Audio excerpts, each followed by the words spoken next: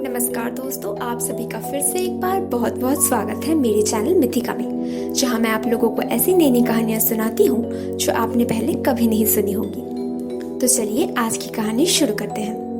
और आज मैं आप लोगों को सुनाने जा रही हूँ कहानी इडिपस की। किंग लायस थीब्स के राजा थे और उनकी पत्नी थी रानी जोकास्टा।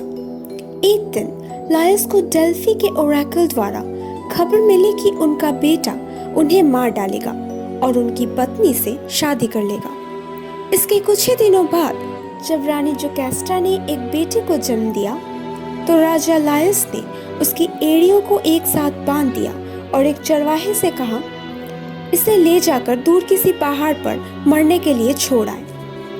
मगर उस चरवाहे को उस बच्चे पर बड़ी दया आई और उसने उस बच्चे को अपने एक दोस्त के हवाले कर दिया।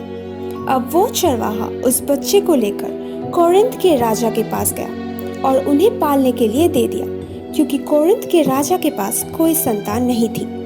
उन्होंने उस बच्चे का नाम रखा इडिपस, ग्रीक में जिसका मतलब होता है फूले हुए पैर। जब इडिपस बड़ा हुआ तो वो एक दिन डेल्फी में गया, जहाँ के ओरेकल से उसे पता चला कि वो अपने पिता की हत्या करेगा और अपनी माँ से शादी कर लेगा।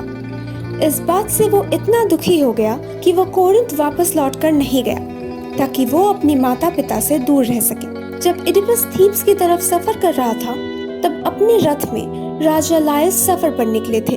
रथ के चालक ने इडिपस से बहुत गुस्से में बात की और उसे रास्ते से हटने के लिए कहा। अपना भविष्य जानने के बाद इडिपस वैसे ही बहुत परेशान था। चालक के इस तरह से बात करने पर वो गुस्सा हो गया और उसे अपने लाठी से मार बैठा। तब राजा लायस अपने रथ से उतरकर इडिपस को मारने गए, जिस पर इडिपस ने उन्हें धक्का दिया और अपने लाठी से उनके सर पर दे मारा और बूढ़े राजा लायस की वही मौत हो गई। इसी तरह भविष्यवाणी का पहला भाग इडिपस ने पूरा कर दिया। जब वो थीब्स पहुंचा तो उसने स्फिंक्स के बारे में सुना, एक भयानक राक्षस जो हर उस आदमी से सवाल पूछता है जो थीब्स के अंदर जाने की कोशिश करता है, और अगर वो जवाब ना दे सका तो उसे जिंदा निगल लेता है। मगर जो कोई भी उसके प्रश्नों का सही जवाब देगा वो रानी जोकास्टा से शादी करके पूरे थीब्स का राजा बन जाएगा। जब इडिपस स्फिंक्स के सामने गया तो स्फिंक्स ने उससे पूछा, वो कौन सा प्राणी है जो सुबह 4 पैरों से, दोपहर को 2 पैरों से और शाम को 3 पैरों से चलता है? इडिपस ने इसके जवाब में कहा, इंसान। जब वो पैदा होते हैं तो अपने हाथ और पैरों के सहारे चलते हैं, बड़े होने के बाद 2 पैरों से चलते हैं और बूढ़े होने पर लाठी के सहारे अपने 2 पैरों से चलते हैं। स्फिंक्स उसका सही जवाब सुनकर इतना दुखी हो गया कि वही बेहोश हो गया और इडिपस थीब्स के अंदर चला गया।